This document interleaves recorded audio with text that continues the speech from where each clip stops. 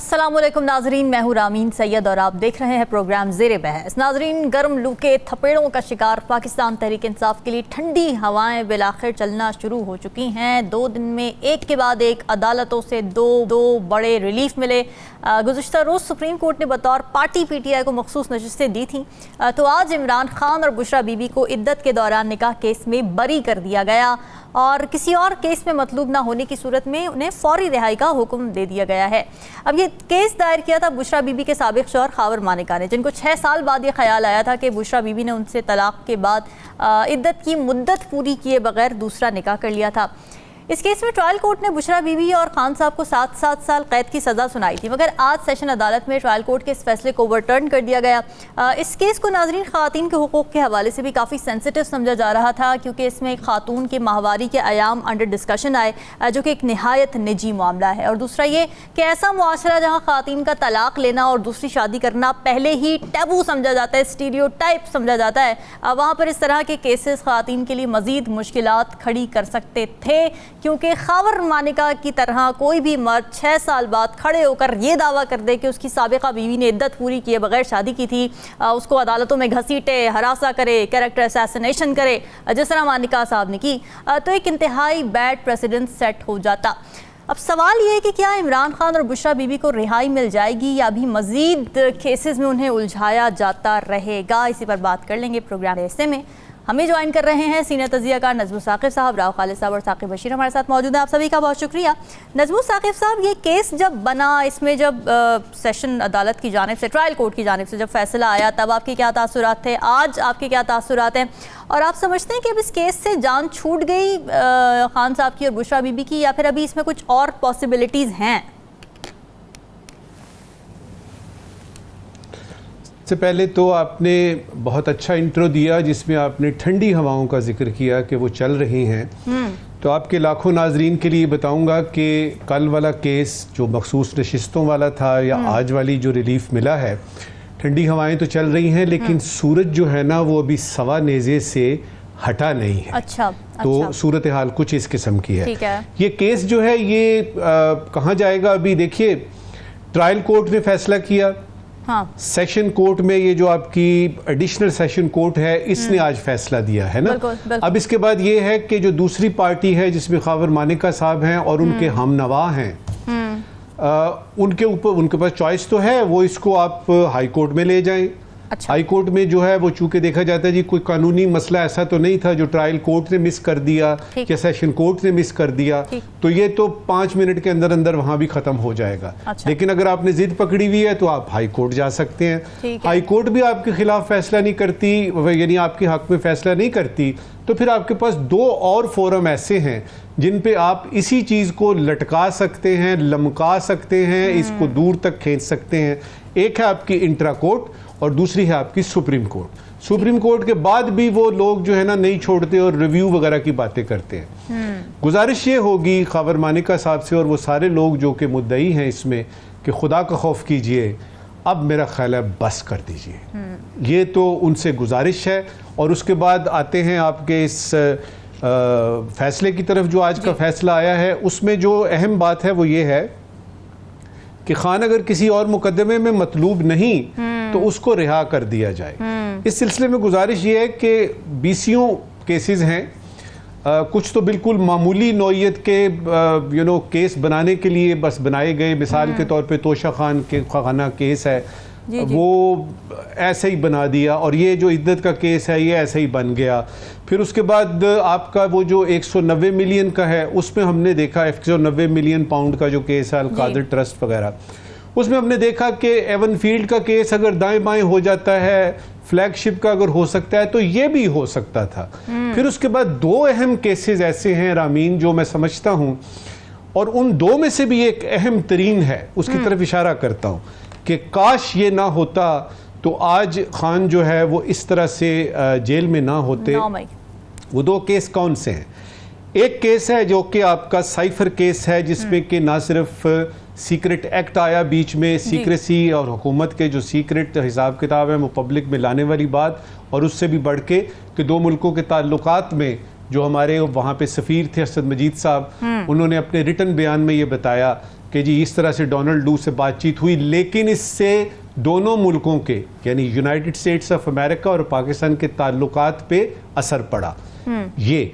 लेकिन जो असली चीज़ है वो पिछले कई महीनों से हम लोग कह रहे हैं कि काश इस कैलेंडर से 9 मई का जो दिन है वो निकाल दिया जाए। इस पे मैं आपको बता रहा हूं कि अगर इस पे कुछ हो जाए तो मामला जो हैं वो बेहतरी की तरफ जा सकते हैं। बाकी ये जो ठंडी हवाएं चल रही हैं साथ साथ यानी तपिश भी है। मसला कहाँ पे है इस वक्त? मेरे नज़दीक मसला एक जगह पे है और वो है कि एक तरफ आपकी मंतक ये कह रही है, कानून ये कह रहा है, और एक तरफ आपका नजरिया ज़रूरत है। मसला अखलाकियात का है, मसला जमहूरियत का भी नहीं है। मसला ये है कि आपने सियासत को कानून का जामा पहना के और पेश कर दिया है एक ऐसे केस की तरह से, और उस पर जो तवील किस्त है यानी उसकी लिस्ट है केसों की जो मैंने आपको बताई। अब यह कि नज़रिए ज़रूरत को क्या इस तरह से हम इस्तेमाल करते रहेंगे? कोई भी पॉलिटिकल फिगर है या कोई नॉन पॉलिटिकल फिगर है, बिजनेसमैन है, उसको क्या इस तरह से फंसा दिया जाएगा? फैसले कहाँ पे होते हैं? जहाँ पे फैसले होते हैं वहाँ पे मुझे लग रहा है कि थोड़ा सा टिल्ट जो है वो नज़र आ रहा है। फैसला खान के बाहर निकलने का मुझे तो नज़र नहीं आ रहा। अच्छा, 3 बातें इस वक्त की आखिरी करूँगा कि इसमें से इद्दत के केस में से 3 पैगामात कौन से मिल रहे हैं, उसके बाद बात को आगे बढ़ाते हैं जी। पहला ये मिल रहा है जी कि पीटीआई की मखसूस नशिस्तों पर रिलीफ, और अब ये रिलीफ हवा का रुख तब्दील हो रहा है। पहला पैगाम मुझे इसमें से मेरे तज्जिए ने बताया ये निकला। ओके। दूसरा पैगाम ये है कि पाकिस्तान में इंसाफ मिलना मुमकिन है अगर दिल चाहे तो, अगर फैसला हो जाए तो अगर लगाए। और तीसरा जो पैगाम मुझे मिला है वो अवाम के लिए है, मेरे लिए है, हम सब के लिए है इस इद्दत केस में, और वो ये है कि मर्द हजरात जो हैं वो अपने अपने निकाहनामे अटेस्टेड कॉपियाँ रेडीली अवेलेबल रखें, क्योंकि किसी वक्त भी इसकी जो है वो ज़रूरत पड़ सकती है। और इस केस के बाद तो अशद ज़रूरी हो गया निकाह नामों की कॉपियाँ, क्योंकि वो कहेंगे जी आपका तो निकाह हुआ ही नहीं है, कैसे साबित करेंगे आप? तो अटेस्टेड कॉपियाँ। यहाँ पे मैं अपनी बात ख़त्म करता हूँ, आगे चलते हैं। राव खालिद साहब, एक तो चलिए विक्टिमाइजेशन की बात की जाती है, पॉलिटिकल विक्टिमाइजेशन के कई केसेस बने, नवाज शरीफ पे बने, खान साहब पे बने, रिवर्स भी होते जा रहे हैं। इस पर करते हैं बात। मुझे सब ब्रेक का नाज़रीन वापस आते हैं ब्रेक के बाद। स्टे विद अस।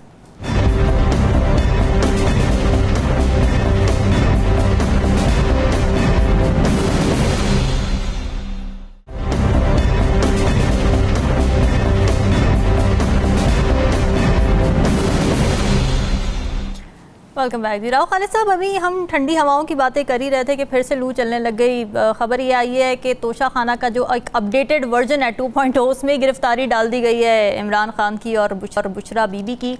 तो लग तो यही रहा है कि अभी इतनी आसानी से जाने नहीं देना। और दूसरे कि मैं बात कर रही थी विक्टिमाइजेशन के हवाले से, अगर स्पेसिफिकली इद्दत निकाह केस की बात करें, विक्टिमाइजेशन के केसेस बड़े बने और पता नहीं बरसों से बनते चले आ रहे हैं, लेकिन ये कोई बिल्कुल नेक्स्ट लेवल और कह लें कि बिल्कुल निचली सतह की विक्टिमाइजेशन थी जो कि इस मौके पर इस केस के थ्रू की गई। वो मैंने पिछले दिनों एक मिसाल दी थी पंजाबी की कि हमारी अप्रोच ये है कि पड़ोसी की दीवार गिर जाए भले अपना बच्चा नीचे आ जाए। ये सोचे बगैर कि इस किस्म के जब आप मुकदमात बनाते हैं, इस किस्म की जब बातें करते हैं तो मुआशरे पे उसके क्या असरात होते हैं। वो ख़वातीन जो ऑलरेडी मार्जिनलाइज्ड हैं, कभी उनको किसी हवाले से मार्जिनलाइज किया जाता है, कभी किसी हवाले से किया जाता है, उनके राइट्स का मसला है, उनकी तालीम का मसला है, उनके घर में जिस तरह उनको ब्याह के जाती हैं वहाँ पे जो उनके साथ जो सलूक होता है, वो सारी चीज़ें इतना सारा ऑलरेडी मुआशरे में मसाइल और मसाइब हैं। उसमें आपने एक नया काम शुरू कर दिया कि आपने अपने किसी मुखालिफ से बदला लेने के लिए एक इतने घटिया और बेतुके किस्म के मुकदमे में उसको मुलव्वस करके आपने ये काम किया। मज़ीद मार्जिनलाइज पाकिस्तान की 52% आबादी को आपने मज़ीद मार्जिनलाइज करने की कोशिश की है। Absolutely. सबके घर में बहनें, माएँ, बेटियाँ, बीवियाँ हैं, सबको वो उस हवाले से अगर हम सोचें तो शायद कोई थोड़ी सी हमारी सोच में कोई बेहतरी आए या आए। एक मसला जो खालिस्तन या तो शरीयत का था या इखलाकियात का था। मैंने फैसला पढ़ा जज साहब का, उसको पढ़ के मुझे अंदाजा हुआ कि इसमें कानून का तो कोई मसला ही नहीं था। हाँ। ये कोई कानूनी केस ही नहीं था।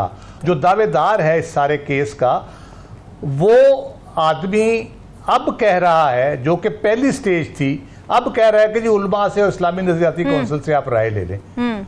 ये तो बुनियाद थी उसकी, उससे पूछते, वहां से कोई एम्बिग्युइटी होती, कोई चीज होती, तो फिर आप आगे कुछ चलते, कुछ समझ आती कि ठीक है जी एक का तरीकाकार इख्तियार किया गया है, प्रॉपर उसका वे इख्तियार किया गया, और उसमें वाकई फिर वो कहते मियाँ बीवी राजी तो क्या करेगा काजी।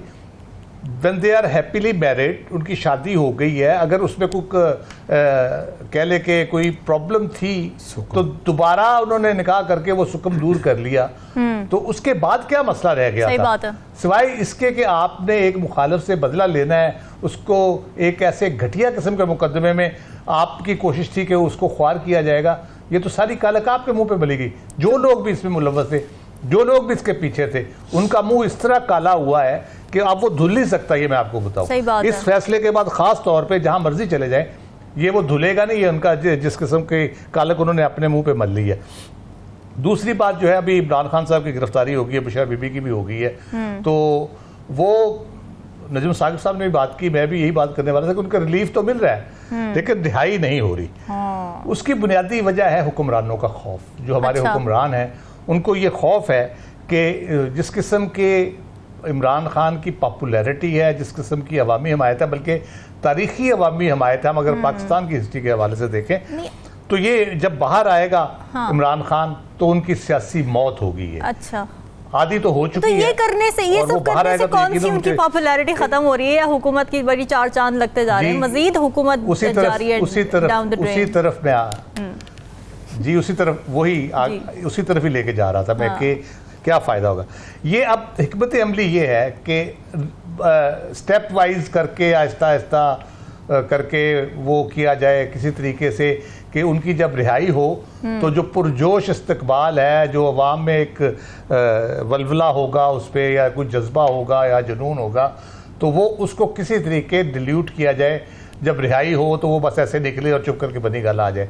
ये पॉसिबल है नहीं, इस तरह होना नहीं। आप उनको 2 महीने रखें, 2 साल रखें, 5 साल रखें, जिस दिन उसने बाहर आना है उस दिन वही होना है जो आज होगा। इसलिए उसमें फ़र्क कोई नहीं पड़ने लगा, क्योंकि जो एक स्पोर्ट जो आई है उसमें इमरान खान की मोहब्बत या उसकी हमायत का इतना नहीं है जितना हुक्मरानों, मौजूदा हुक्मरानों की नफरत का पहलू उसमें आ गया। और जिस किस्म का माहौल इस वक्त है पाकिस्तान के अंदर, उसको रिवर्स करना हुकूमत के बस की बात नहीं है, ना उनके इख्तियार में है। तो ये जितना मर्जी कर ले, आखिर पे होना वही है। वो नजम साकिब साहब ने कल एक बोला था मुहावरा, वो मैं दोहराना चाहता हूँ। ये जिस तरह मर्जी कर ले, इमरान खान ने एक ना एक दिन बाहर आना है। और वो मैं इसी मुहावरे पे ख़त्म करता हूँ कि बकरे की माँ कब तक खैर बनाएगी। बिल्कुल ठीक है।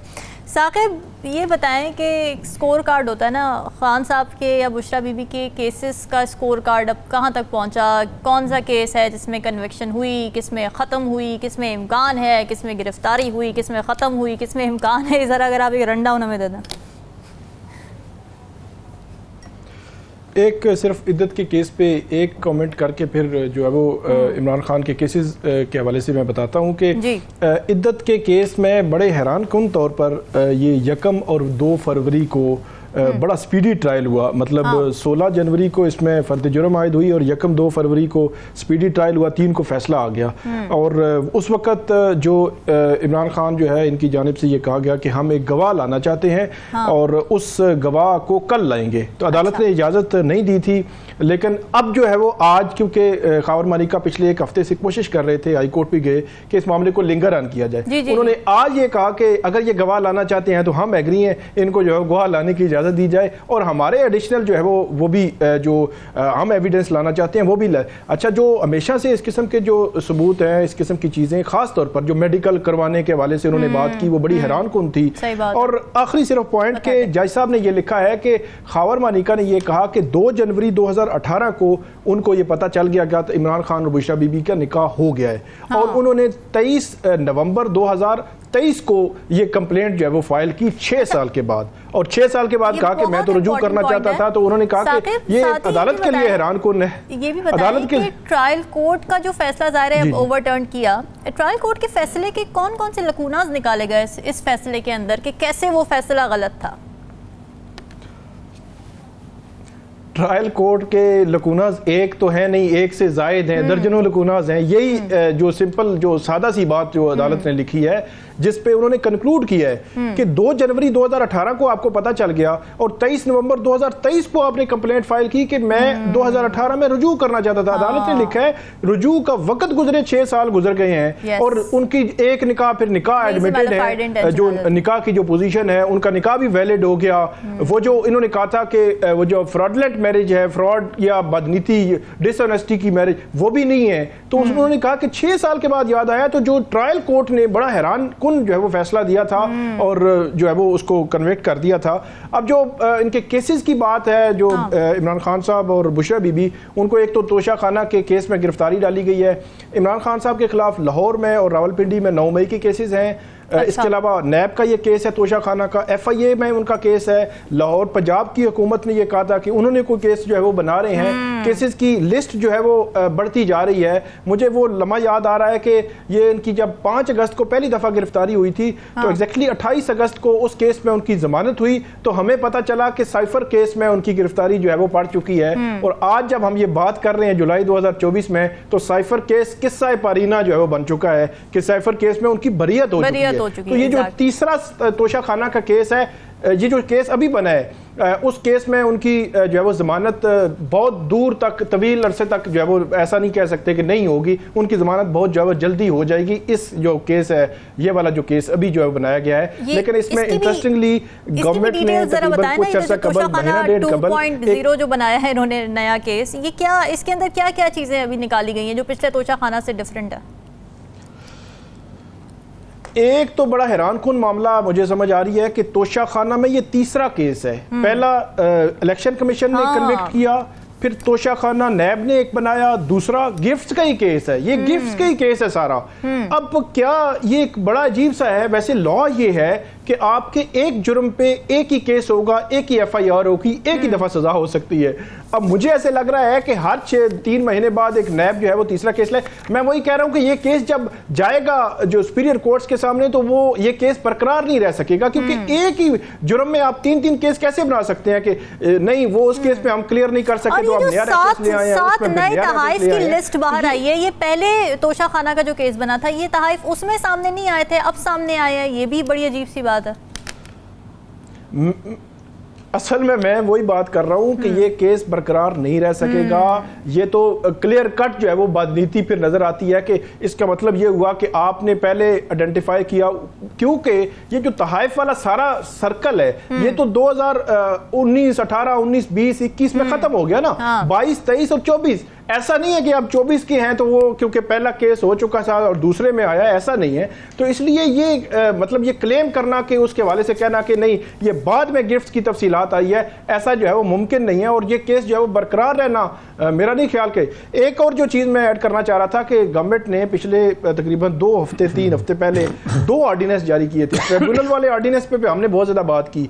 एक नैब का ऑर्डिनेंस जारी हुआ था और आज से उस नैब के ऑर्डिनेंस पे जो वो अमल दरामद शुरू हो गया है। जिस दिन ये ऑर्डिनेंस जारी हुआ था उसके बाद जब भी बात की हमने उस पे यही था कि ये पर्सन स्पेसिफिक ऑर्डिनेंस है। वो ऑर्डिनेंस ये था कि अगर किसी केस में उनकी गिरफ्तारी होती है तो 14 रोज की रिमांड की बजाय 40 दिन जो है वो एहतसाब अदालत जो है वो रिमांड दे सकती है नैब को। तो अब आज की गिरफ्तारी का मतलब यह है कि कम से कम 30 दिन जो है वो उनकी बेल अप्लाई करने के लिए वो एलिजिबल नहीं हो सकेंगे कि वो नैब जो है वो उनका रिमांड लेगी 10 दिन का, फिर 12 दिन का, फिर 10 दिन का। अदालत 30-32 दिन 35 दिन जो है वो रिमांड पे उनको दे सकती है। तो आज उस पर इम्प्लीमेंटेशन शुरू हुई है हुकूमत के उस नैब ऑर्डिनेंस पे। ये बड़ा एक हैरानकुन है कि पर्सन स्पेसिफिक नैब उन्होंने ऑर्डिनेंस निकाला था और आज जो है वो उस पर अमल दरामद शुरू हो गया। अब मजीद आप ये कह सकते हैं कि 1 मंथ तो बेल भी अप्लाई नहीं हो सकेगी इसकी। मसला ये कि केसेस में अगर वजन हो भी तो वो उस वक्त खत्म हो जाता है जिस तरीके से ट्रायल को चलाया जाता है। नजमुल साकिब साहब, आप कुछ कहना चाह रहे हैं, कर दीजिए बात। सिर्फ 1-2 कमेंट्स जल्दी से करूंगा। आप ये तोशा खाना की बात कर रही हैं, देखिए बदकिस्मती ये है कि जो पकड़ा जाता है वो चोर होता है। ये बड़ी बदकिस्मती है। अगर आप तोशा खाना की फॉरेन ऑफिस की हिस्ट्री देखें पिछले 60 वर्षों की, मैं आपको यकीन दिलाता हूं कि बीसियों नहीं सैकड़ों लोग ऐसे हैं जिन्होंने के तोशा खाना से कीमत कम करा के अपनी मर्जी की बगैर रसीदों के ये वो किया। इसके साथ दूसरा एक पहलू ये भी है तोशा खाने का कि प्राइम मिनिस्टर जब वो थे इमरान खान साहब, तो क्या वो खुद गए थे? क्या वो उस तोशा खाना में खुद वो गए थे और वहां से उठाई थी? कुछ लोग इसमें मुलव्वस हैं। इधर से पता लगता है कि सिर्फ एक आदमी के बारे में बात कर देनी कि इसने किया है, ये अकेला तो आदमी कर ही नहीं सकता। तो उन लोगों को भी देखे ना जिन लोगों ने ये सारी जो है वो सहूलियात फराहम की। तो तोशा खाना का केस एक तो ये है कि आपको पूरी तारीख देखनी पड़ेगी और उसमें पता लगेगा कि खान अकेला नहीं है, बहुत सारे बड़े बड़े जगहदरी इसमें लोगों के नाम आते हैं। दूसरा ये है कि इसमें अकेला आदमी नहीं है, इस पे पूरे का पूरा सिस्टम ने साथ दिया हुआ, पूरे के पूरे सिस्टम ने साथ दिया तो ये बात हुई। तो अगर बात हो रही है कि खान ने ये किया, तो उस सिस्टम के लोगों की बात क्यों नहीं हो रही जिन्होंने के साथ दिया, जो अकम्प्लिस से थे? तो ये मुझे ख्याल आया था। एक चीज मैं ऐड कर दूं यहाँ पे, एक चीज ऐड कर दूं कि जो पिछला तोशा खाना का जो केस था जिसमें कन्विक्शन भी हो चुकी, उस तोशा खाना में हैरान कौन तौर पर जिन जो सरकारी जो अफसरान थे उन्होंने उसकी कीमत का तयन किया था। नैब ने कहा कि इन्होंने कीमत का तयन ठीक नहीं किया, इसकी कीमत जो है वो अरबों में थी, तो इन्होंने 1 करोड़ 90 लाख रुपए लगाई, ये 3 अरब को 15 करोड़ रुपए कीमत थी। तो जो अफसर थे उनको कहीं मुलजम ही नहीं बनाया कि उन्होंने किसके कहने पर किया, क्यों किया, कैसे किया, वो कहीं जो है दस्तियाब नहीं है। और सारा जो है बर्डन उन्होंने एक जो है स्पेसिफिक डाल दिया। इसमें जो हुकूमत वक्त है उसके लिए एक जो है वो चीज़ उनको जेहन में रखनी चाहिए, ये जो प्रेसिडेंट बन रही है ये बड़ी खौफनाक प्रेसिडेंट है। इमरान खान 5 अगस्त 2023 को गिरफ्तार हुए थे, तब से लेकर अब तक उनकी तकरीबन 12 से 15 केसेस में उनको रिलीफ मिल चुका है। किसी में उनकी जमानत है, किसी में उनकी बरीयत हुई है और वो कहीं ना कहीं से रिलीफ उनको मिल रहा है। लेकिन हर जो है वो दफा नए केस में उनकी गिरफ्तारी होती है। ये जो प्रेसिडेंट बन रही है ना उनके खिलाफ, तो ये प्रेसिडेंट मौजूदा हुक्मरानों के खिलाफ कल इस्तेमाल होगी, ये तयशुदा है। ये एक जो है वो एक साइकिल है जो चलता है। मेरा ख्याल है प्रेसिडेंट बनाने से पॉलिटिशियंस को थोड़ा सा प्रेज करना चाहिए। बिल्कुल ठीक बात है। और एक तरफ ये मामला है तो दूसरी तरफ सुप्रीम गुज़िश्ता रोज़ के जो मखसूस नशिस्तों में मिलने वाला तहरीक इंसाफ को रिलीफ है वो हुकूमत को हज़म नहीं हो रहा है। एक सीरीज़ ऑफ प्रेस कॉन्फ्रेंसेज है जो हम कल से टीवी पर देख रहे हैं, जिसमें हुकूमती अरकान फैसले में मौजूद लकूनास गिनवाते हुए नज़र आ रहे हैं। वज़ीर दिफा ख्वाजा आसिफ साहब ने कहा कि मेरी ज़ाती राय है, लेकिन कल का फैसला आइनी नहीं सियासी था। फिर उन्होंने ये भी कहा कि अदलिया का काम आइन की तशरीह है, कानून साजी पार्लियामेंट का इस्तेहक़ाक़ है। सुन्नी इत्तेहाद काउंसिल अरकान के बयान हलफी वापस नहीं हो सकते, ये उन्होंने एक टेक्निकल बात की कि दोबारा बयान हलफी जमा कराना खिलाफ कानून है। फिर राना सनाउल्लाह इस पर ये कहते हैं कि सुन्नी इत्तेहाद काउंसिल में बयान हलफी देकर शमूलियत इख्तियार करने वाले अरकान को किसी दूसरी जमात में शामिल होने पर इलेक्शन कमीशन डी-सीट कर सकता है। एक और टेक्निकल नुक्ता बताते हैं। फिर वज़ीर इत्तलात पंजाब उज़्मा बुखारी साहिबा ये कहती हैं कि जी कल सुपर नज़रिया ज़रूरत मुतारिफ़ करवाया गया और प्यार मोहब्बत की हमने आखिर देख ली। इसके अलावा खबरें ये भी आ रही हैं कि नवाज शरीफ मखसूस नशिस्तों पर सुप्रीम कोर्ट के फैसले से ऑब्वियसली नाखुश हैं और नून लीग की मरकज़ी क़यादत का इजलास पीर को मरी में तलब कर लिया गया है। तो राव खालिद साहब, सवाल ये कि हुकूमत इस फैसले के ख़िलाफ़ जो स्टेटमेंट्स दे रही है, ऐसा नहीं लग रहा कि कोई ठोस मंतिक उनके पास है नहीं? और क्या फिर आप अपील में उनको जाता हुआ देख रहे हैं? देखिए, वो तो आज अटॉर्नी जनरल साहब से बात की है कुछ रिपोर्टर्स ने, तो हाँ, वो तो कह रहे थे पीर उन्होंने कहा कि इस पे गौर नहीं हुआ, फैसले पे बात तो हुई है। जी फैसले पे बात हुई है, लेकिन अभी नज़रसानी जो दायर करने का रिव्यू जो होती है वो अभी कोई फैसला नहीं हुआ। अपील मेरा ख्याल इस पे हो नहीं सकेगी क्योंकि लार्जर बेंच ने सुनना होता है फुल कोर्ट के केस को। कितना बड़ा लार्जर बेंच सुनेगा, डिफरेंट लार्जर बेंच, ये जजेस नहीं उस पर बैठ सकते। तो बाकी 4 अगस्त पूरी भी हो, सुप्रीम कोर्ट 17 जज हैं, बाकी 4 और भी आ जाएं, तो वो 4 का बेंच 13 का फैसला या 8 मेजॉरिटी है, 8 का तो अनडू नहीं कर सकता। इसलिए मेरा ख्याल अपील तो खारिज अज़ इम्कान है, लेकिन नज़रसानी के बारे में अभी वो गौर कर रहे हैं कि करेंगे कि नहीं करेंगे। जहाँ तक इनकी परेशानी की बात है और इस्तराब की बात है, वो एक बहुत ऑब्वियस है, नज़र आ रही है आपको क्योंकि आपने जैसे कहा कि गर्म हवाएं चल रही थी और फिर ठंडी हवाएं चलना शुरू होगी। जिस अजाब से पीटीआई और इमरान खान गुजर रहे थे वो तो तकरीबन टल चुका है। अब तो वो रिसीड कर रहा है, पानी उतर रहा है, आप कह लें सैलाब का। अब आहिस्ता आहिस्ता वो चीज़ें ख़त्म हो रही हैं। अब तो मामूल की कार्रवाई है इस केस में, बाहर नहीं आने देना, यानी अब ले दे के अब इस पे आ गया कि इमरान खान को बाहर नहीं आने देना। अब उसका ट्रायल या सजा की तो होते रहेंगे मामला। अब उसको जो रिलीफ है वो बहुत बड़ा रियलिटी चेक है इनके लिए, अपोजिशन के लिए, क्योंकि अब उनको खतरा बढ़ता महसूस हो रहा है कि वो किसी वक्त भी बाहर आ सकता है। और असेंबलियों में उनकी सीटें बढ़ रही हैं जिस तरह से ये फैसला आया जी। इसके बाद जो ट्रिब्यूनल के फैसले अगर आते हैं मजीद उनकी सीटें बढ़ जाएंगी। तो मैं आज फवाद चौधरी का बयान सुना था, उन्होंने कहा कि ये रिजर्व सीटें बहाल हो जाएं तो 30 और 35 सीटें और हों तो वो मेजॉरिटी हो जाती है, हुकूमत बना सकते हैं। तो वो एक नेचुरल सी बात है कि आप उसको इसके ऊपर जो अदालती फैसलों के ऊपर उनकी जो चीखें हैं वो गमाजी करती है इस बात की कि हुकूमत शदीद ख़तरा महसूस करिए कि पीटीआई ना सिर्फ पार्लिमानी तौर पर मजबूत हो रही है, सियासी तौर पे गैर मामूली तौर पे उसकी ताकत मौजूद है। और इमरान खान के बाहर आने के बाद तो फिर उसके आने का ख़तरा बढ़ रहा है रोज़ बरोज़, कब आते हैं ये बात की बात है। लेकिन यह है कि उससे यकीनन इनको बहुत बड़े मसाइल होंगे। जबकि दूसरी तरफ जो हुकूमत खुद है, जो हुकूमत जो पहले हिस्से में मैं कह रहा हूँ रिवर्स नहीं कर सकती सारे प्रोसेस को, जो उसकी पॉपुलैरिटी का है या उनकी सीटों का है या बाकी जो, क्योंकि हुकूमत के पास अभी तक तो सियासी और माशी तौर पे वो इस्तेहकाम लाने में और अवाम को कोई रिलीफ देने में बुरी तरह नाकाम है, बल्कि मुश्किलात बढ़ रही हैं और दिन ब दिन। और जब तक ये इन महाजों पे वो कामयाब नहीं होंगे तो वो जाहिर है कुछ नहीं कर सकते। सिर्फ बयानों से, तनकीद से, इन चीज़ों से तो कुछ नहीं होगा।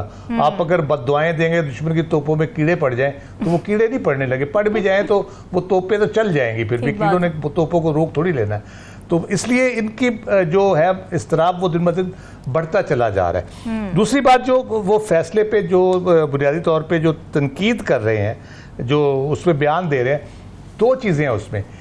एक तो सुन्नी इत्तेहाद कौंसिल की जो तनकीद है वो ये है कि 6 मई से उन्होंने सुप्रीम कोर्ट ने दिया है और बड़ा स्पेसिफिक करके दिया है, उनको भी पता था क्या क्या प्रॉब्लम्स हो सकती हैं। तो सुन्नी इत्तेहाद कौंसिल ने जब ज्वाइन करने के एफिडेविट दिए उसको उन्होंने नल एंड वर्ड कर दिया, उन सारी चीज़ों को वो तो ख़त्म ही कर दिया सुप्रीम कोर्ट ने। जब वो एक चीज़ ख़त्म सुप्रीम कोर्ट के ऑर्डर से हो गई है तो आप सुन्नी इत्तेहाद कौंसिल के कोई रुकन अगर दावेदार है एफिडेविट दिया है तो उसको किस तरह कसूरवार ठहराएंगे आप? वो कहेगा जी सुप्रीम कोर्ट ने कहा जी आपका एफिडेविट फारग है, हम तो मानते ही नहीं इसको। ठीक है। दूसरी बात ये है कि जो ये आर्गूमेंट ये कर रहे हैं कि पीटीआई तो उसमें मुकदमे में थी नहीं तो रिलीफ उसको मिल गया, तो आप प्रोपोर्शनल रिप्रेजेंटेशन में आप कहीं एग्जिस्ट नहीं करते थे, आपका कोई लेना देना नहीं था। आप इस केस में पार्टी भी बन गए और आपने वो बदर बाट में इजाफी सीटें भी ले ली। आप किस हक के तहत वो क्लेम कर रहे थे? अगर रिजल्ट गलत हो रहा है तो आप कौन सा सही कर रहे थे?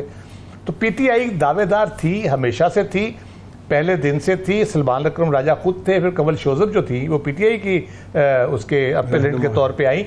और फिर जो सुप्रीम कोर्ट ने जब डिसाइड किया है, उन्होंने वर्ड यूज़ किया पेक्यूलियर सर्कमस्टांसेस में इलेक्शन जो हुए, उन्होंने ओवरऑल मेरा डिटेल जजमेंट में वो इन चीज़ों को एड्रेस करेंगे कि ये सारे कैसे बिल्डअप हुआ, किस तरह इलेक्शन कमीशन ने अपनी एक एक स्टेप के ऊपर किस किस तरह से उन्होंने की। कल नजमुल साकिब साहब ने कहा था कि उन्होंने कुछ काम किए जो गलत थे, कुछ काम नहीं किए वो भी गलत किया। तो वो सारी चीजें उन्होंने एड्रेस की हैं और डिटेल जजमेंट में उसको वो पूरी तरह एड्रेस करेंगे। इसलिए ये रोला चोला डालते रहेंगे, अब मेरा ख्याल इनका कुछ बनने वाला नहीं है। नजमुल साकिब साहब, आपको क्या लगता है, एब्सोल्यूट जस्टिस पसंद नहीं आया हुकूमत को?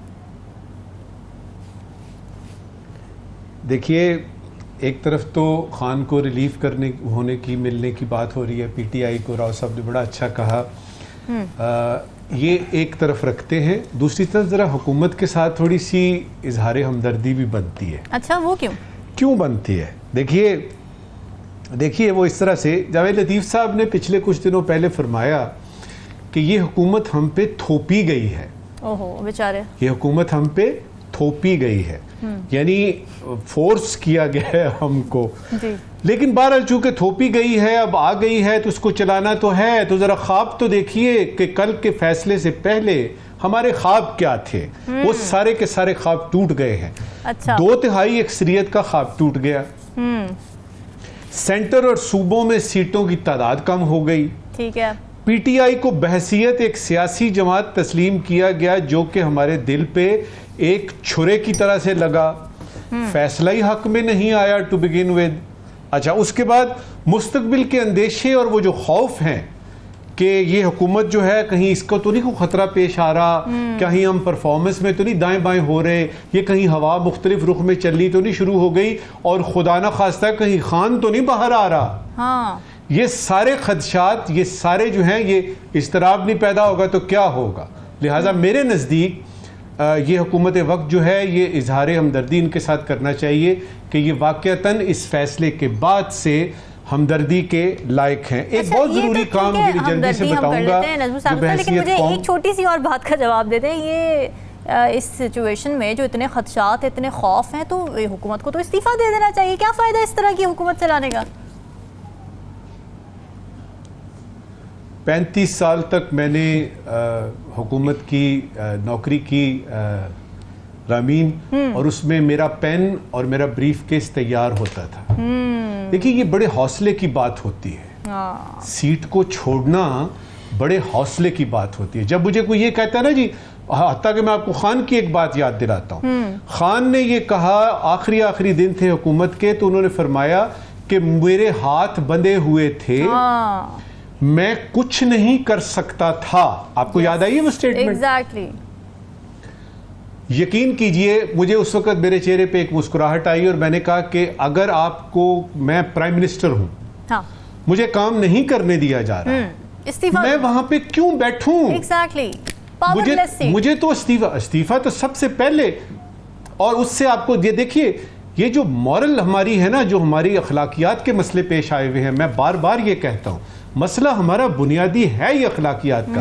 भाई, आप पे अगर हुकूमत थोपी गई है तो आप क्यों थोपने दे रहे हैं? आप कहें हम नहीं करते, नहीं करनी भी है।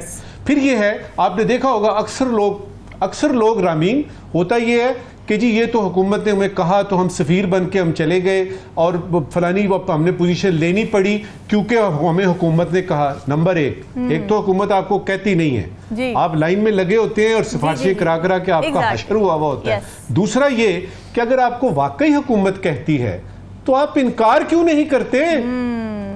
आप क्यों नहीं कहते कि मुझे ये नहीं चाहिए? उसका हौसला नहीं है। तो इसीलिए ये जो आपने सवाल किया है बड़ा ही पर्टिनेंट क्वेश्चन है, और इसका जवाब सीधा सीधा सा ये है कि अखलाकियात की कमी है। इस वक्त की आखिरी बात जी, देखिए, अदालतों ने गैर जानिबदार होना है और इसका सबूत देना है उन्होंने, और उसके बाद जो फैसले आते हैं उनको आपने बिनोअन मानना है। इससे मुआशरे में थोड़ी सी बेहतरी आएगी, को थोड़ा सा सब्र से काम लेना है। एक आखिरी बात इस वक्त की कि रियासत और हुकूमत पे प्लीज फर्क कीजिएगा। आप हुकूमत के खिलाफ बात कीजिए, रियासत और हुकूमत में बहुत फर्क है। हुकूमत ये है जो आती है और चली जाती है, रियासत कायम रहती है जिसमें आपके अवाम होते हैं, आपकी बाउंड्रीज होती हैं, आपका एक कॉन्स्टिट्यूशन होता है, और वो यूनाइटेड नेशंस में उसको रिकग्नाइज किया जाता है। तो पाकिस्तान बहसियत रियासत के इसके खिलाफ कुछ ना कीजिए। हुकूमतों के खिलाफ हुकूमतें तो आनी जानी चीज है, इसके बारे में जो मर्जी करें आप। ठीक है साकिब, आपको हमदर्दी हो रही है हुकूमत की मुश्किलात देखते हुए? हमदर्दी तो इस सेंस में हो रही है कि कल से जो प्रेस कॉन्फ्रेंसेस, आज भी इतनी प्रेस कॉन्फ्रेंसेस, हैरानगी मुझे ये हो रही है कि उमूमी तौर पर यह होता है कि आपका कोई क्लेम होता है। फॉर एग्जांपल, हुकूमत वक़्त को कुछ जो है वो 10-15 नशिस्तें उनकी थीं और वो उनसे छीन ली गई, या उनका कोई राइट था, कॉन्स्टिट्यूशनल राइट था, आईनी जो राइट था कोई, वो उनसे छीन लिया गया इस जजमेंट के बाद। या जो है वो हुकूमत वक़्त से कुछ जो है वो हिस्सा जो है वो ले लिया, सुप्रीम कोर्ट के फैसले के बाद हुकूमत जो है वो कमज़ोर हो गई। गवर्नमेंट जैसे थी ऐसे ही है, उसमें कोई कुछ भी नहीं हुआ। ये सिर्फ 78 नशिस्तें थी जिनके डिस्प्यूट था, और वो डिस्प्यूट में लॉ में कानून में कहीं नहीं लिखा हुआ, जो 51(6)D है आर्टिकल है आइन का, कि वो नशिस्तें अगर जो है वो मुतनासिब नुमाइंदगी से मुस्लिम लीग नून, पीपल्स पार्टी, JUIF या बाकी पॉलिटिकल पार्टीज को उनको मिल चुकी हैं कि उनको एक्स्ट्रा मिलेगी, ये कहीं नहीं लॉ में लिखा हुआ, मतलब आइन में कहीं नहीं लिखा हुआ। तो वो जो है वो इलेक्शन कमीशन भी पहुंच गए और वो पेशावर हाई कोर्ट भी पहुंच गए, और इस दौरान जब उनको ये लग गया कि अब जो है वो हम जो है वो 2/3 मेजॉरिटी पे जा रहे हैं, तो उन्होंने जो है वो ये बातें भी शुरू कर दी कि हम आईनी तरमीम, इस तरह की बातें। तो फिर अब सुप्रीम कोर्ट ने जो रास्ता लिया है उसमें सिंपल और सादा सी बात है समझने के लिए कि जो लोग इस पे एतराज उठा रहे हैं कि किसी दूसरे का हक जो है वो ना लिया गया, ना आईनी हुकूक कोई सलब किए गए, ना जजमेंट से किसी को असर होता है। लेकिन हैरान कौन तौर पर कल से आज तक गवर्नमेंट में इतनी पैनिक है कि शायद उनसे कुछ हिस्सा जो है वो ले लिया गया। एक्चुअली तो उनको चाहिए था कि जो वो कहते हैं ना कि स्पोर्ट्समैन स्पिरिट जो है वो इस चीज का तकाजा करता था कि ये मैंडेट आपका है। जिस तरह अमूमी तौर पर कहा जाता है कि फॉर एग्जांपल खैबर पख्तूनख्वा में या सिंध में किसी पॉलिटिकल पार्टी की अगर वो जो है वो मेजॉरिटी हो तो उनको जो है वो उसी एंगल के तहत जो है वो दावत दी जाती है कि आप जो है वो हुकूमत बना लें, हम जो है वो नहीं करेंगे। तो इसी स्पोर्ट्समैन स्पिरिट जो है वो वैसे तो वो उधर आता है, लेकिन उनको ये मुजाहरा करना चाहिए था कि पब्लिक ने ये मैंडेट आपको दिया है, ये आपके साथ ही जाएगा। वो तो मैंडेट फॉर्म 47 वाली तो चले हम कुछ नहीं कर सकते, लेकिन यहाँ हम आपके साथ हैं, हमें नहीं मिला, लेकिन बिल्कुल वो कह रहे हैं कि ये हमें नहीं मिला। फिर जो सबसे बड़ा सवाल जो कल से उन्होंने जो है वो इसमें सारा उलझाया हुआ है, और पब्लिक भी जहरी सी बात ये पूछ रही है कि सुन्नी इत्तेहाद काउंसिल का ये केस था, पीटीआई तो उनके सामने थी ही नहीं, तो उसको कैसे उन्होंने दे दिया। इसका सिंपल सा मैं बता देता हूं कि सुन्नी इत्तेहाद काउंसिल का केस आता है सुप्रीम कोर्ट के सामने, 7 उसमें हेयरिंग्स होती हैं। आज भी आप हेयरिंग्स निकाल के देख लें, तकरीबन 22-23 घंटे ये हेयरिंग्स चली हैं, तो 22-23 घंटे ही पीटीआई डिस्कस हुई है। इलेक्शन कमीशन ने सारा रिकॉर्ड पीटीआई का पेश किया है। इलेक्शन कमीशन हवाला जो है वो बल्ले के निशान का फैसला कैसे दिया, किस तरह दिया, कैसे उनको जो है वो दूर किया, वो हवाले देता रहा है। सारा कुछ जो है वो पीटीआई से जुड़ा हुआ था उस 22 घंटों में। बस एक बेतुके तो ये जो पॉइंट है, ठीक है नाज़रीन, डिस्कशन का सिलसिला जारी है, तो एक ब्रेक का स्टे विद अस।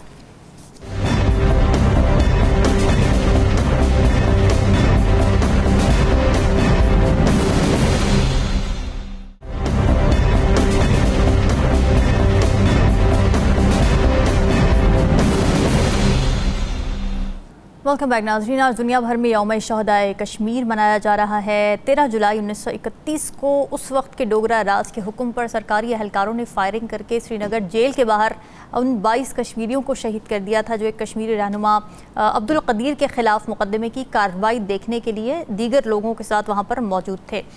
ज़ोहर के वक्त मुजाहिरीन के अजान देने पर पुलिस ने गोली मारकर मौज़िन को शहीद किया था। फिर पहले मौज़िन की शहादत पर दूसरे मौज़िन ने उनकी जगह ली और उन्हें भी गोली मार दी गई। तो कहा यह जाता है कि एक ऐसी अजान थी 22 मौज़ूनों ने जान की कुर्बानी देकर जिसे मुकम्मल किया था। और अफसोस की बात नाज़रीन ये है कि जम्मू कश्मीर में मुजालिम का सिलसिला आज भी जारी है।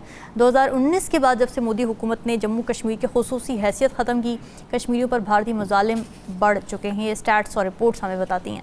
नजमुल साकिब साहब, 1931 का कश्मीर और आज के हालात मकबूजा जम्मू कश्मीर में, मसला कश्मीर कहाँ खड़ा है? बहुत मुख्तसरन पहले तो 2 आपको बातें बतानी हैं। बादशाह वहाँ से गुजरा तो उसने कहा कि अगर फिरदौस बर्रुए ज़मीन अस्त, हमीन अस्तो हमीन अस्तो हमीन अस्त, कि अगर कोई जन्नत है, फिरदौस अगर ज़मीन पे है तो यही है। फिर दूसरा मुझे शेर याद आया कि अच्छी सूरत भी क्या बुरी शय है जिसने डाली बुरी नज़र डाली। कश्मीर की आपने हिस्ट्री जो बताया ना आपने 1931 का वाकया, इससे पहले भी चले जाएं, ये इलाका बहुत खूबसूरत, यहाँ के लोग बहुत प्यारे, बहुत अच्छे, लेकिन किस्मत अच्छी नहीं। और फिर यूं हुआ कि 1947-48 के बाद से जो हुआ वो तो सवा सत्यानाश हो गया। जल्दी से बताऊंगा कि एक पॉइंट सिर्फ बनाने की कोशिश करूंगा कि कश्मीर को आपने यानी अगस्त 2019 के ले लें, 370, 235 फलान टमकान, आप कहते रहे कि कश्मीर फलाना ये है। याद रहे कि कश्मीर का मसला यूनाइटेड नेशन सिक्योरिटी काउंसिल के एजेंडे पे इस वक्त भी एज वी स्पीक मौजूद है। इसका मतलब है कि अक़वाम आलम मानती हैं कि ये मसला है, सिर्फ पाकिस्तान का नहीं है, अक़वाम आलम का मसला है। दूसरी बात, इंडिया भी मानता है कि ये मुतनाज़िया है। अब आप मुझसे पूछेंगे इंडिया कैसे मानता है, वो तो सारा कुछ हो चुका अगस्त 2019 में। इस पॉइंट पे बात खत्म करूंगा कि कभी आपने इंडिया में, दिल्ली में किसी जगह से सुना है कि मुंबई हमारा अटूट अंग है, दिल्ली हमारा अटूट अंग है, ये जयपुर हमारा अटूट अंग है? कभी नहीं सुना होगा। क्यों बार बार वो ये कहते हैं कि कश्मीर हमारा अटूट अंग है? इसलिए कि उनको पता है कि ये उनका अटूट अंग नहीं है। इसका मतलब है कि अंदर से उनको भी पता है कि मसला है, सियासी तौर पे ये सारा कुछ हो रहा है। याद रहे कि पाकिस्तान अपनी सिफारती, आपकी अखलाकी और सियासी इमदाद जारी रखेगा। आप चाहे 370 की बजाय 575 ले आइए, कुछ कर लीजिए, पाकिस्तान कश्मीरियों के साथ था, है और इंशाअल्लाह ताला रहेगा उस वक्त तक जब तक उनको उनके हुकूक नहीं मिलते। ठीक है। राव खालिद साहब, अगर आप कुछ तारीख़ी पस मंज़र पर थोड़ी रोशनी डाल सकें इस वाक़े की मुनासिबत से जो कि आज के दिन रूनुमा हुआ था, हादसा कहें वाक़े से ज़्यादा, और ये कि क्या ख़ित्ते में अमन मुमकिन है? मसला कश्मीर जो आज का मसला कश्मीर है उसको हल किए बगैर। एक तो वो जो वाक़या हुआ उसमें वो जो तहरीक थी पूरी, वो एक वाक़या तो उसका वो ज़ाहिर है वो जो जुलाई 1931 में हुआ वो एक दिन का वाक़या, लेकिन उसकी एक पूरी तारीख़ है। प्रोटेस्ट था पूरा, उसके बाद उसके लेजिस्लेटिव असेंबली उन प्रोटेस्ट के नतीजे में बनी और उसमें वो उनको मानना पड़ा, जो डोगरा राज जो भी था वहाँ पे उनको मानने पड़े मुतालबात। और उसके बाद शेख अब्दुल्ला भी वहीं से अमर्ज हुए एज लीडर और उन्होंने फिर पूरी तहरीक चलाई कश्मीर की, जो उसका हिस्सा रहे। बाद में कभी कंप्रोमाइज़ किया, कभी फिर खड़े हो गए, वो चलते रहे, गुमगू की कैफियत में हो जाते हैं कभी। तो उस आप एक चीज़, लेकिन बुनियादी फैक्ट एक उभर के आता है कि ये जो मज़ाहमत है, ये जज्बा, जो जुनून है, वो कश्मीरियों के DNA में है। 1931 से लेके अब तक वो उसी जज्बे और जोश के साथ लगे हुए हैं, अपनी आज़ादी के लिए लड़ रहे हैं, अपनी आज़ादी के लिए, अपने हकूक़ के लिए, और अब आज़ादी के लिए वो जंग लड़ रहे हैं। और उसमें उनको खातिर खा कामयाबी इस तरह से है कि 5 साल से इसको हिटलर मोदी ने जेल बना के रखा हुआ है और उसकी पूरी फोर्सेस वहाँ पे लगाई हैं, तमाम मजालिम करके देख लिए हैं, लेकिन वो जज्बा और जुनून ठंडा नहीं पड़ रहा। क्योंकि जो नज़रिया है उसको कभी शिकस्त नहीं दी जा सकती। भारत अगले 100 साल भी अगर लगा रहे ना तो वो इसको ख़त्म नहीं कर सकता। जहाँ तक ओवरऑल वहाँ पे आप देखें कुर्बानियों की दास्तान, जब हम बात करते हैं तो अभी तक टोटल 4.5 लाख शहीद हो चुके कश्मीरी वहाँ पे। सिर्फ 1989 से लेके अब तक 1 लाख शहादतें हुई हैं। इस वक्त भी 7,000-7,500 लोग उनके तशद्दुद का निशाना है जेलों के अंदर, उनको वो नहीं छोड़ रहे, हर तबके से वो लोग हैं। तो इस सिलसिले में मैं कहता हूँ जितना मर्जी ये कोशिश करें, जितना मर्जी करें, सिर्फ मसला बुनियादी ये है कि जो आलमी सियासत है वो मुर्दा ज़मीर है। उसको हम फ़लस्तीन में देखें, कश्मीर में देखें तो हमें यही सूरत हाल नज़र आती है कि उनके यहाँ कंसिड्रेशंस और होती हैं। अगर थोड़ा सा भी उनमें कोई ज़मीर, थोड़ी सी रमक बाकी है, जाग जाए तो फ़लस्तीन का मसला भी हल हो सकता है, कश्मीर का मसला भी हल हो सकता है। लेकिन कश्मीर का मसला हल होगा, भारत जितने मर्जी टैक्टिक्स इस्तेमाल कर ले, ये तौक जो उसके गले में पड़ा हुआ है ये उसको आखिर उतारना पड़ेगा और हम इसको फोर्स करेंगे कि वो जो है ये मजालिम बंद करे अपने। ठीक है साकिब, इंसानी हकूक़ की तंजीमें, UN की करारदादें सब गैर फ़ाल महसूस होता है जब बात जम्मू कश्मीर की आती है। जी बिल्कुल, वो जम्मू कश्मीर की हो या फ़लस्तीन की हो या जहाँ पे भी जो मुसलमानों पर इस तरह मुज़ालम हो रहे हैं, तो जो दुनिया है वो उसको उसी आंख से देखती है। ख़ास तौर पर जो भारत है अब जो कुछ कश्मीर में कर रहा है, फिर ये 5 अगस्त 2019 के बाद से लेकर आज तक जो कुछ वो वहाँ पे कर रहा है, उसके हवाले से उस तरह आवाज़ जो है वो हमें नहीं सुनाई देती दुनिया से, या जो मुख्तलिफ जो ममालिक हैं। अगरचे पाकिस्तान जो है वो अपनी हर तरह की स्पोर्ट और जो है वो सफारती सतह पे भी इस मामले को उठाता रहा है, लेकिन अगर अमली तौर पर देखा जाए तो क्या उस हवाले से कोई डेवलपमेंट्स हो रही हैं, तो वैसे तो कहा जाए कि वो कोई ऐसी डेवलपमेंट नज़र नहीं आती। 5 अगस्त 2019 का जब ये मामला हुआ था तो उसके बाद बड़ा स्ट्रांग रिएक्शन जो है वो आया था, मतलब एक था कि होगा रिएक्शन, लेकिन उसके बाद जो है वो आहिस्ता आहिस्ता आहिस्ता आहिस्ता आहिस्ता खामोशी होगी पाकिस्तान के साइड से भी। अगरचे वो पाक भारत ताल्लुकात भी कश्मीर के मसले के साथ जो है वो जुड़े हुए हैं, लेकिन पाकिस्तान की जो इस किस्म के जो अयाम होते हैं जो सालाना बुनियादों पर जो आते हैं, इस पर ठीक है कोई बयानात आते हैं, बयानात की हद तक चीज़ें होती हैं, या किसी भी जो वर्ल्ड वाइड कोई भी फोरम हो वहाँ पे तकारीर भी होती हैं, बयानात भी होते हैं, सारी चीज़ें होती हैं, लेकिन अमली तौर पर कुछ चीज़ें आगे बढ़ रही हों या हमें कोई नज़र आ रहा हो कि अगले 5 साल में या 10 साल में कश्मीर का जो मसला है वो कश्मीरियों की के खुद इरादियत जो है या उनकी मर्जी के मुताबिक जो है वो किसी तरह हल हो सकता है या हल होने के इम्कानात हैं, वो तो बहुत कम जो है वो नज़र आते हैं। बाकी जो स्ट्रगल है कश्मीरियों की जो स्ट्रगल है इसके लिए, और जो वो उसके लिए लाखों लोग जो है वो शहीद भी हो चुके हैं, आज भी अपनी स्ट्रगल जो है वो जारी रखे हुए हैं, वो तो यकीनी तौर पर जारी ही रहेगी। लेकिन कश्मीर का मसला क्या हल हो सकेगा, ये इस हवाले से कुछ इम्कानात जो है वो ऐसे सच जो है वो नज़र नहीं आते कि वर्ल्ड वाइड कोई ऐसी मूव हो कि दुनिया जो है वो उसकी तरफ देखे कि भारत वहाँ पर क्या कर रहा है। भारत आहिस्ता आहिस्ता वो एक्सपेंड कर रहा है चीज़ें, और वहाँ पे मोदी जो है वो उनके विजिट भी हो रहे हैं, वहाँ के लोगों को सहूलियात देकर उनको जो है वो कन्विंस करने की कोशिश की जा रही है ताकि वो जो है वो भूल जाए उस माजी को जो कश्मीरियों ने गुजारा है। अब देखना ये है कि क्या वो स्ट्रगल उसी तरह जारी रहेगी और कश्मीर जो है वो एक दिन आएगा कि कश्मीरी अपनी मर्जी के मुताबिक जो है वो, और ख़ास तौर पर जो अक़वाम मुत्तहिदा की करारदादें हैं जिनको पाकिस्तान डे 1 से सपोर्ट करता आ रहा है, क्या उनके मुताबिक कश्मीर का मसला हल हो सकेगा, ये जो है वो अब देखने वाली बात है। ठीक है, नज़बू साकिब साहब, क्या सवालात लेकर आए हैं आज आप नाज़रीन के लिए? शुक्रिया रामीन। एक ज़रूरी सवाल है और एक गैर ज़रूरी सवाल है। सबसे पहले ज़रूरी सवाल, खबर मिली है कि तकरीबन 70 करोड़ रुपए हर हलके के MNA को माली साल के दूसरे क्वार्टर में दिए जाएंगे डेवलपमेंट स्कीमों के नाम पर। ज़रूरी सवाल ये है कि क्या ये करोड़ों रुपए IMF से मिलने वाले 7 अरब डॉलर के कर्जे में से पूरे किए जाएंगे या फिर बिजली के बिलों में इजाफा करके टोटल पूरा किया जाएगा। Very important. आज का गैर ज़रूरी सवाल, PTI को अपनी मखसूस नशिस्तें मिल गईं, बकौल हुकूमत के वो रिलीफ मिला जो मांगा ही नहीं गया था। दूसरी तरफ बानी PTI बदस्तूर जेल में है, यानी पता ये लगा कि मांगते कुछ हैं और मिल कुछ जाता है। गैर ज़रूरी सवाल ये है कि इस अनोखी सूरत हाल में PTI की खान की जेल से रिहाई PTI को मांगनी चाहिए कि नहीं मांगनी चाहिए? बिल्कुल ठीक है नाज़रीन, ये सवाल आपके लिए फीडबैक ज़रूर दीजिएगा। हमें दीजिए इजाज़त, अल्लाह हाफ़िज़।